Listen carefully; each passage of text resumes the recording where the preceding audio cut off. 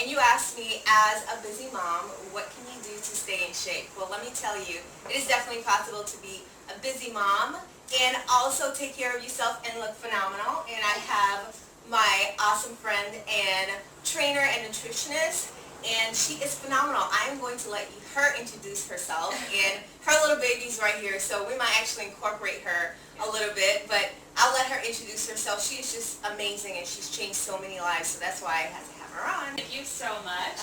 Julie DelaBarre, a nutritionist trainer, mother to one 15-month-old little girl.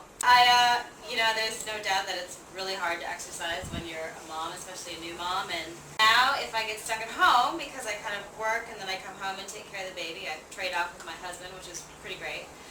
Sometimes I have to work out at home. So we find a way, no matter what. We will not be stuck. And it can happen. So she's going to do her workout, and I'm actually going to step out of it. So I'm going to show you some very basic exercises that you could do at any point in time. These are exercises that I did when I was pregnant, after I was pregnant, and I still do today. But the first thing you want to think of is, instead of having this arch in your back, exhale. There's Emery! Hi, Emery. Press your spine into the ground. So you should feel your spine pressing down, and you should feel these abdominals engage. So pressing down, I like to put my arms up, and on an exhale, stretch your arms over your head, but maintain that spine pressing down into the ground. You don't want it to arch. So keep it here, bring it back up.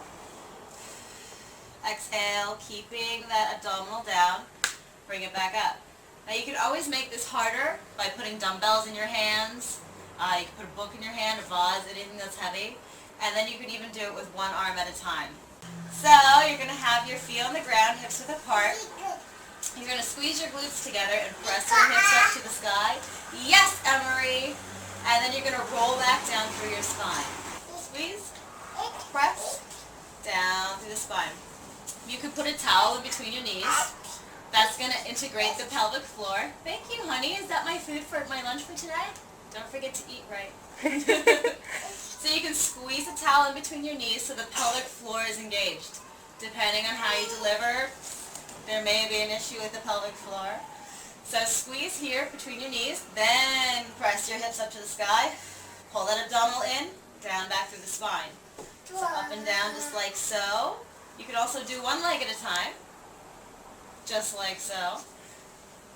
So we are creating instability. Hi! Creating a little instability for our legs. You can even add a little weight just like this. And identifying if one glute is weaker than the other. So it's very important to do single leg activities just to make sure that you're addressing any kind of imbalances. Then one of my favorites is going to be on your side. It's a side plank. And again, focusing on these abdominals. So you want to exhale and feel that abdominal pull in just like it did for the overhead stretches on the ground.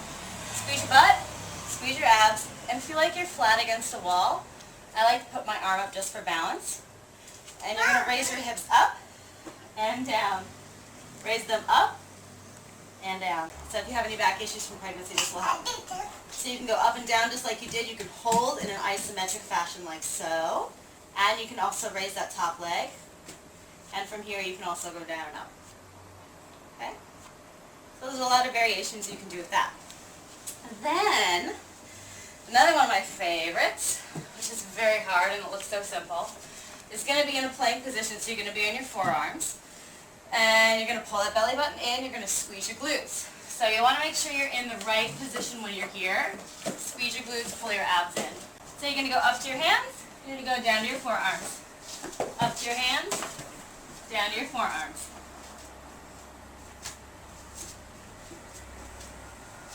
Just like so. And the idea is not to let your pelvis rock too much when you're doing it. You want to keep it stable. Hi, bud. Hi, buddy. And then the last one that I want to do, come here, bud, is the skier. I really like because it's a lateral movement. And a lot of times in life we go in a forward movement in a sagittal plane. So I like to get my clients moving in a lateral movement. We talked about the glute medius earlier when we did the side planks. So this is a skier. Basically you can start at one side and you're going to push to the other side and push back and forth. And even as you're here, So you can engage that abdominal, so there's no pressure in your lumbar, okay? And soft landing with the knees. You can go back and forth.